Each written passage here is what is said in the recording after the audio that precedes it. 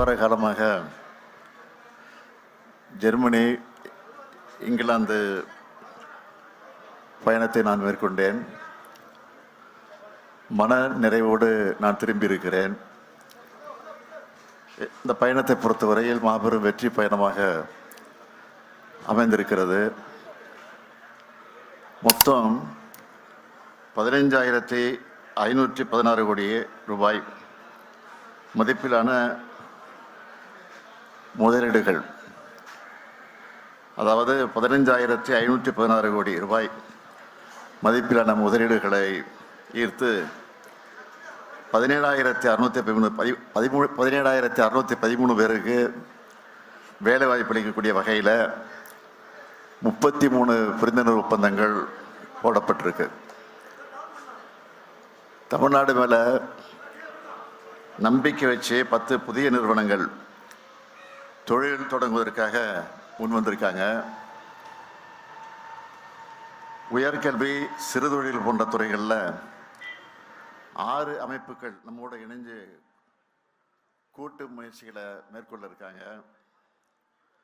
ஏற்கனவே இருக்கக்கூடிய 17 நிறுவனங்களும் மற்ற மாநிலங்களை நோக்கி போகாமல் நம்ம மாநிலத்திலே தங்களோட தொழிலை மேலும் விரிவுபடுத்துவது, எக்ஸ்டெண்ட் பண்ணுறதுக்கு முடிவு செஞ்சுருக்கிறாங்க.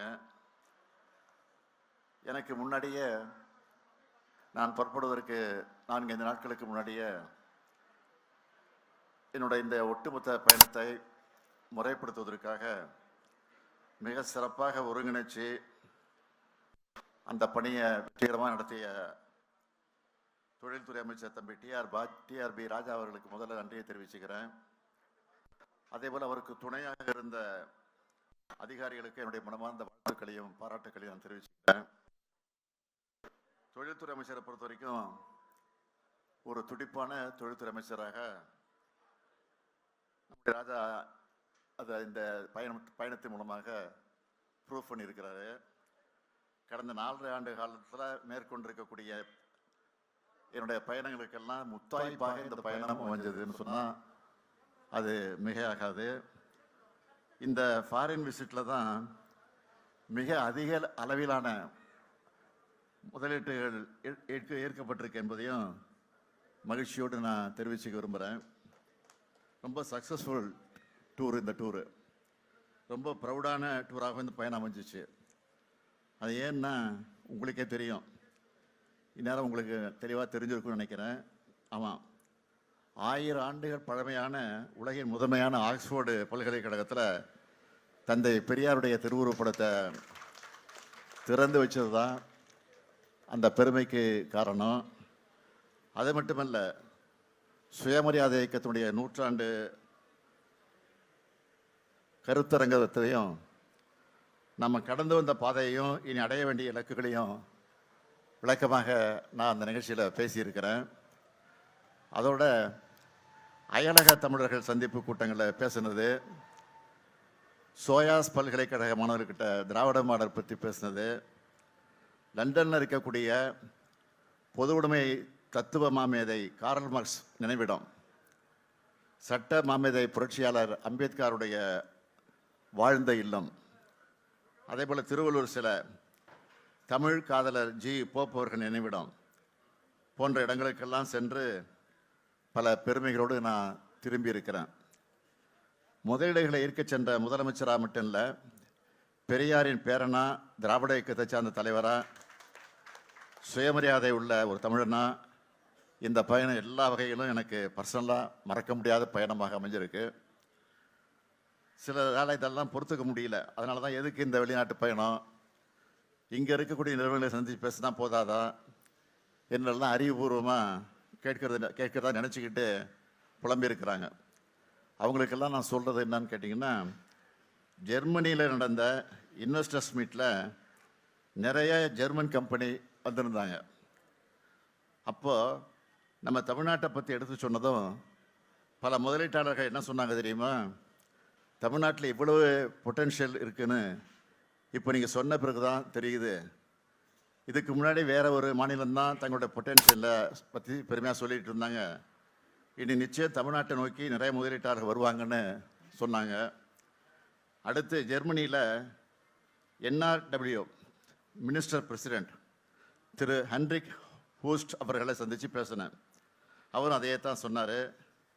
இப்படியான தொடர்புகளை ஏற்படுத்தவும் பார்ட்னர்ஷிப் உருவாக்கவும் தான் வெளிநாடுகளுக்கு முதலமைச்சரான நானே நேரில் போனேன்.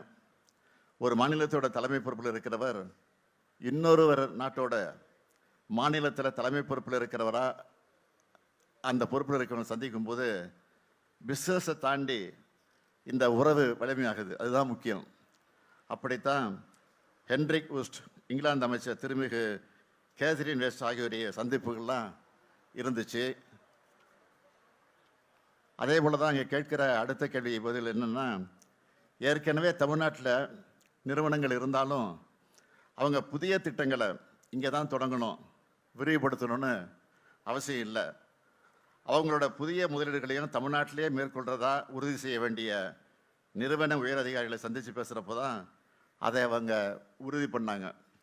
அதுக்காக இந்த மாதிரி பயணங்கள் தேவைப்படுது. அது மட்டுமல்ல, தமிழ்நாடு கொண்டிருக்கக்கூடிய மனித வளம், உட்கட்டமைப்பு, வெளிப்படையான அரசு நிர்வாகம், சலுகைகள், இதை பற்றி முதலமைச்சராக இருக்கக்கூடிய நானே அவங்கக்கிட்ட எடுத்து சொல்கிறேன்.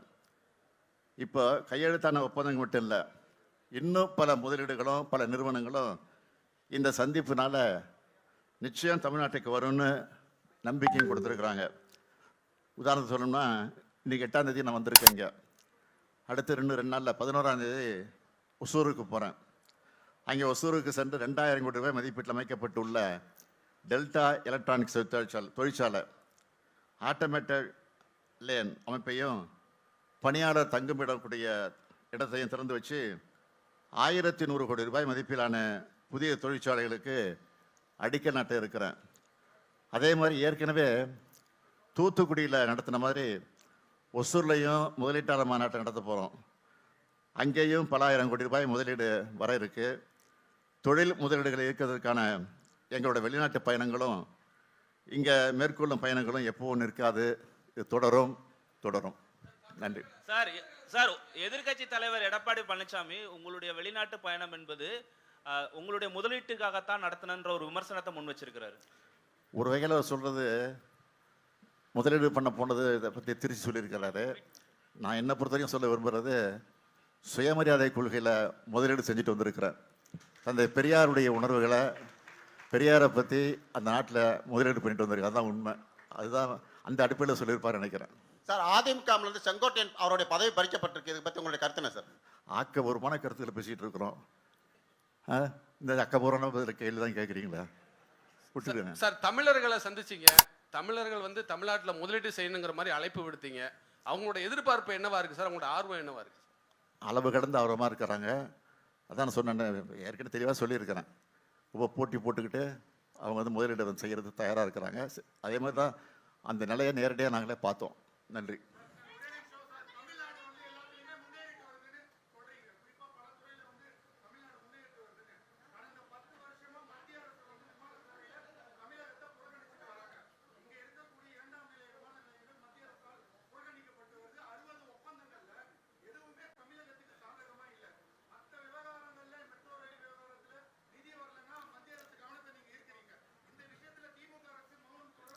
மௌனம் இல்லை, மௌனம்னு நினைக்காதீங்க. நீங்கள் மௌன புரட்சி பண்ணிகிட்டு இருக்கோம் நாங்கள். எங்களை பொறுத்த வரைக்கும் அவங்க எவ்வளோ தான் புறக்கணித்தாலும் அதையும் மீறி முதலிடத்துக்கு வந்துகிட்டு இருக்கிறோம். அதுதான் முக்கியம்.